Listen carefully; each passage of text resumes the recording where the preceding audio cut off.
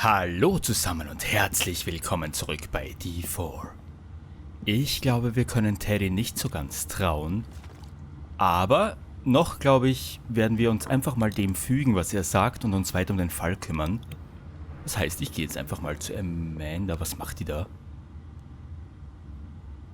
Und hui! Ist das niedlich. Ich schaue mich kurz hier etwas um. Da stehen voll viele Flaschen Alkohol und da ist irgendein Paket. Moment.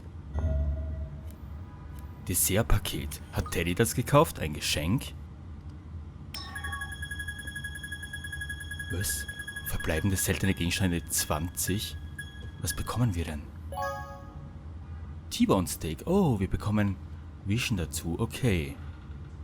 Das heißt, Teddy hat's bestellt und wir fressen's? Natürlich, was frage ich auch. Ich mach mal kurz wieder unsere Vision an. Was haben wir da? Moment. Ich drehe mich ganz kurz. Ach, das ist der Kamin.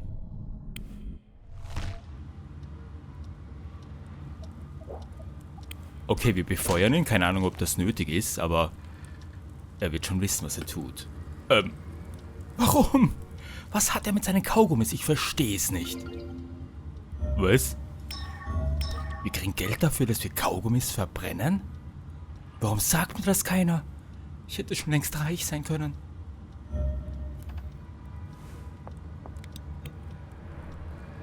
Da ist wieder dieses verdammte Eichhörnchen. Ist flink. Pow!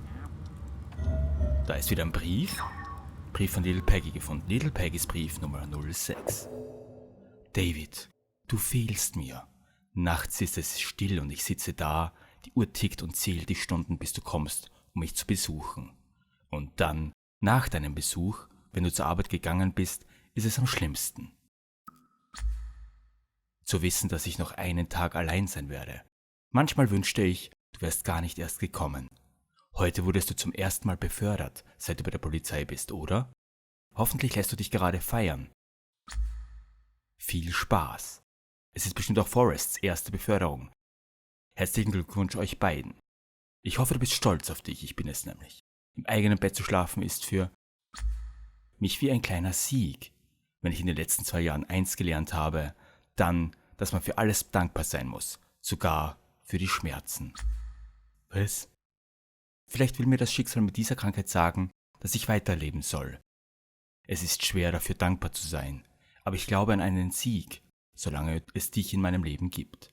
Im Moment freue ich mich darauf, dass wir beide bald mit einem kalten Bier darauf anstoßen, dass meine Krankheit endgültig in der Remission ist. Alles Liebe, Little Peggy, Old Man. Welche Krankheit hatte sie denn? Haben wir das schon mal mitbekommen? Wurde das schon mal erwähnt? Ich habe jetzt gerade keine Ahnung, was da gemeint ist. Aber es klingt so, als hätte sie die Krankheit besiegt. Pow! Haha! Oh. Ich glaube, das war ein Fehler.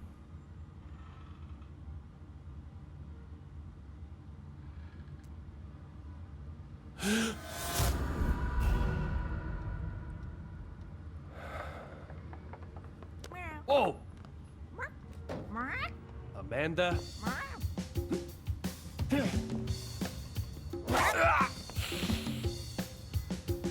Be a good girl and hand that over. Give it back! Come on!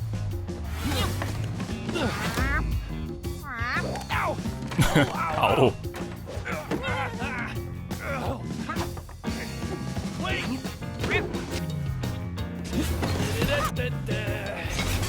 Flames over this field!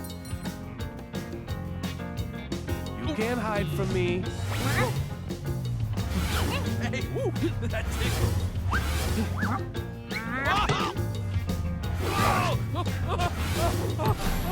What? Here, eat this. Not enough salt. That's it. Good girl. Just stay still.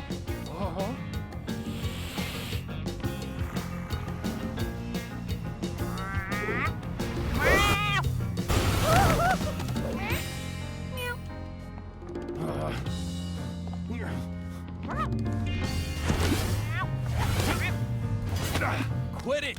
Stop throwing stuff! That's expensive! Huh?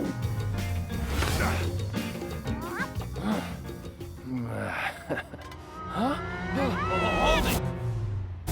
Oh! David! Are you gonna destroy the entire house? You could help out, you know.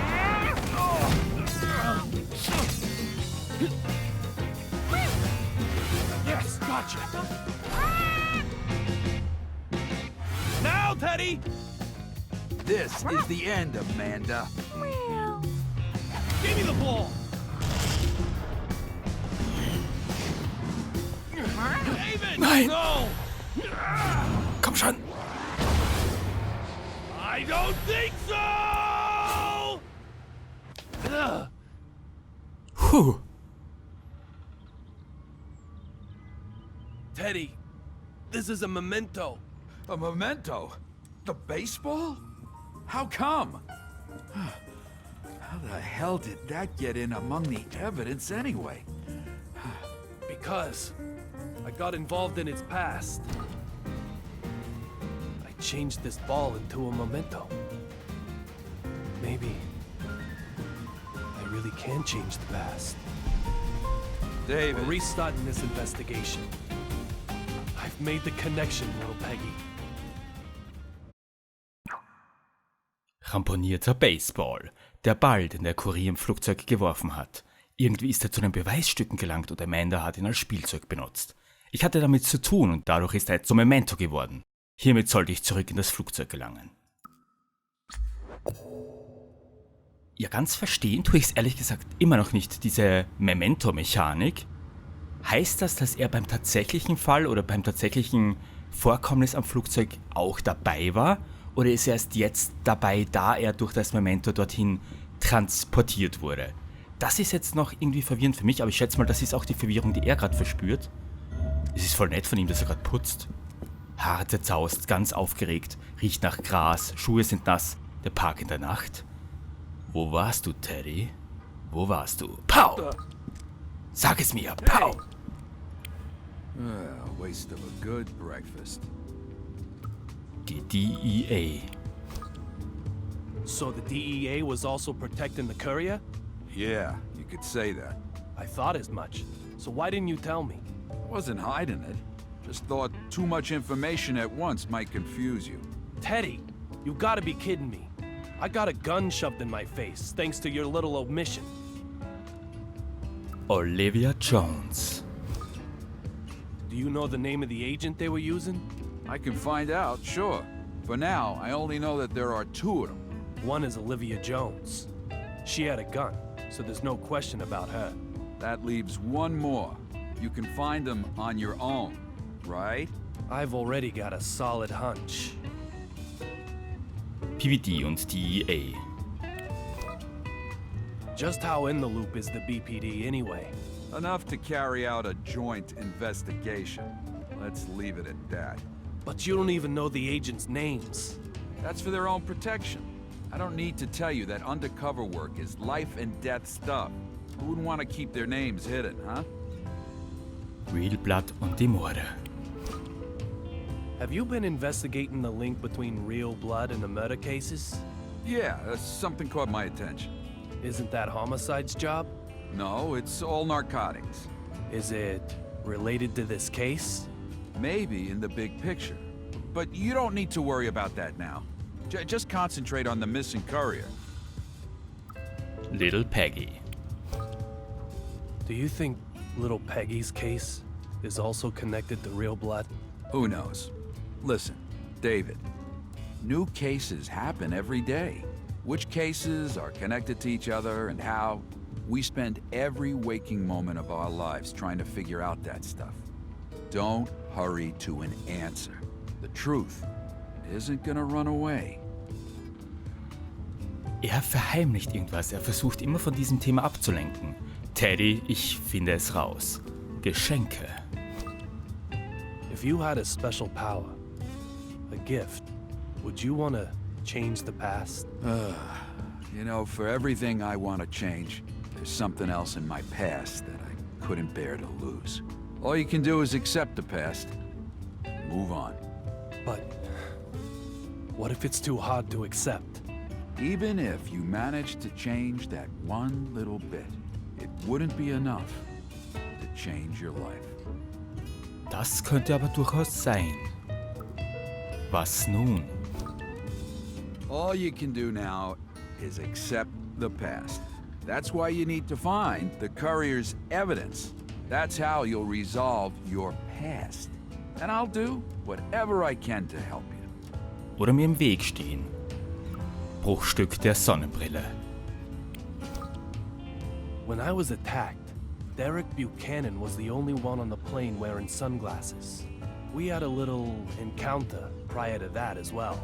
I was also close to his seat when I was attacked. Sounds like the marshal is the one who attacked you then. Maybe, but it still doesn't make sense to me. He was killed in the line of duty. He may have been involved in something really bad. Initiale D. The marshal's name starts with a D. Even more suspicious. But let's say he is the boss behind Real Blood. Why would he go out of his way to make contact with Zapatero then? I don't know. If he wanted to shut him up, he could just send out someone else. What if he didn't want anyone else to see the courier's evidence? Or maybe he wanted to execute the guy himself for some reason. I mean, it sounds plausible to me. Warum? Execute the guy himself? Teddy. Why would he want to do that? I don't know. What if it was you? Me? Revenge. That's the only thing I couldn't trust anyone else. Revenge? Yeah, certainly a possibility. But there were no past points of contact between the marshal and the courier. Familienfoto. That reminds me. The marshal had a picture of his family. What's so special about that? You said all his belongings were unclaimed and set to be disposed of. That's how I was able to get my hands on his badge. Oh, right. Yeah, I'd have to investigate a bit more. But maybe he's estranged from his family for some reason. Rätselhafter Stromstoß. The electricity that shocked me felt a little different from a stun gun. What do you mean? I never felt the electrodes. When I was hit by a stun gun in training, I remember feeling the electrodes first. I didn't feel anything back there. It was as though the electricity in the air came alive and struck me. This all happened in a split second, right? You sure you aren't overanalyzing this? Nah. Ich find's gut, dass unser kleiner David hier nachfragt und eben etwas skeptisch ist. Extra Fälle, kein Frühstück. Huh. What do you think just got knocked over? Mach mir mehr, um Gottes Willen, mach mir mehr! David, are you out of your mind? You waste what I make, and then you ask me to make you more. Just some coffee will be fine. Oh, why do I even bother? Fall Nummer 26, Heimatstadt. Fine, fine. Can't start a good day without a good breakfast. Now sit down. I'll let you off easy today. Danke. Was ist das für ein Frühstück?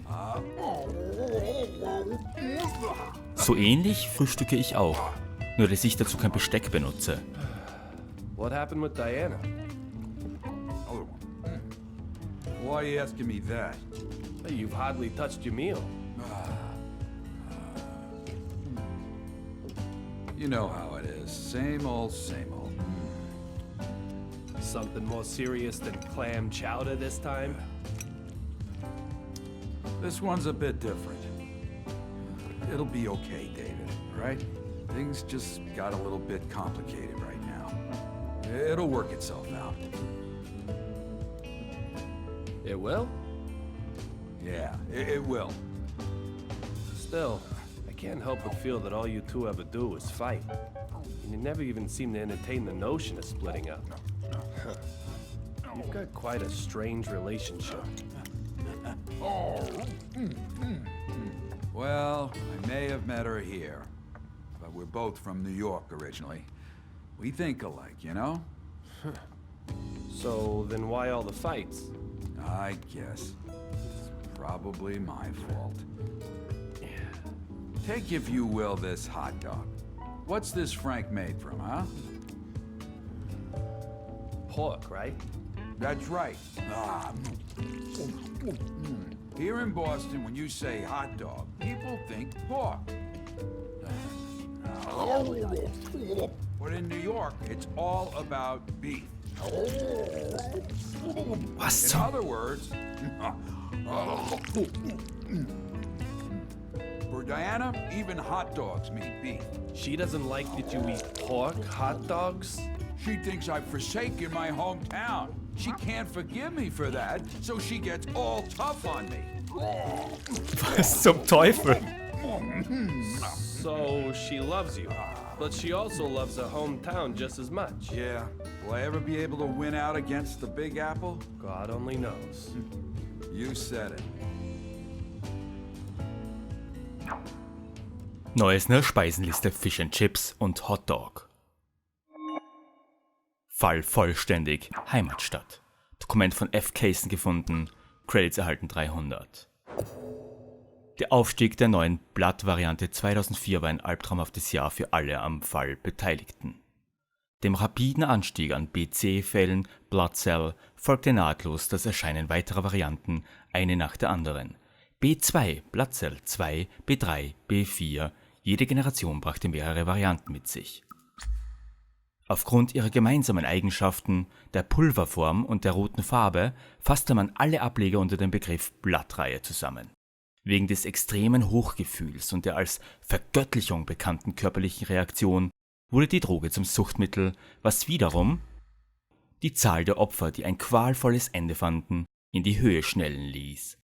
Der Zugang blieb stark beschränkt und eine klare Marktbeherrschung sowie die Verschiedenheit der Opfer behinderte die Ermittlung. Bislang wurde niemand festgenommen. Blattmissbrauch hat eine enorm hohe Todesrate, aber die direkte Todesursache ist im gleichen Maße unbegreiflich. In Laborversuchen wurden Effekte erzielt, die der modernen Medizin Rätsel aufgeben, wie die Wiedererweckung toter Mäuse oder die Heilung von Krebs innerhalb weniger Stunden. Im Kontrast dazu wurden außerdem viele bizarre Tode gemeldet. Scheinbar spontanes Verbrennen bei lebendigem Leib, das Ertrinken in den eigenen Körperflüssigkeiten, sogar extreme und irreguläre Muskelkontraktionen, bei denen eine Person auf einen 40 cm langen Würfel zusammengepresst wurde. Was? Die Gründe hierfür sind unklar, doch in vielen Fällen starben Personen, die zuvor keine Probleme mit einer Blattvariante hatten, schnell, nachdem sie eine andere Variante verwendeten, was Berichte über eine selektive Verträglichkeit und Abstoßungsreaktionen nach sich zog. Die Todesraten für eine einzelne Variante scheinen gleichwertig mit denen anderer Drogen zu sein, was Personen mit einer Verträglichkeit gegenüber einer bestimmten Variante erlaubt, eine Abhängigkeit zu entwickeln. Ändert sich die Versionsnummer, so wechseln Benutzer häufig zur neuen Blattvariante, da sie leichter verfügbar wird, und sterben bei ihrem Gebrauch. Die Chance auf Kompatibilität mit allen Varianten beträgt Schätzungen zufolge nur 9%. Die rapide Entwicklung der Blattreihe in solcher kurzer Zeit ist absolut besorgniserregend. September 2004. Die Berichterstattung der Medien über die grotesken Tatorte und die bizarren Tode im Zusammenhang mit Blatt wurden mit strengen Auflagen versehen, doch gerieten Informationen in die Massenmedien und brachten das Thema ans Licht der Öffentlichkeit. Die Beschränkungen entfielen und die Droge wurde zum sozialen Zündstoff. Jeder hatte Zugang, auch Studenten. Die Stadt war bemüht, dem öffentlichen Interesse vorauszueilen und gründete eine Sondereinheit innerhalb des Drogendezernats, des BPD. Die Beamten wurden aus den Reihen der Abteilungen für die Einheit handverlesen und man stellte alle Mittel zur Verfügung, um der Blattreihe auf den Grund zu gehen.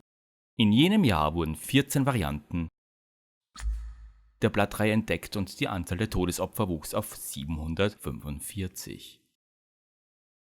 Okay. Ach so, da kann ich jetzt nur herumschalten.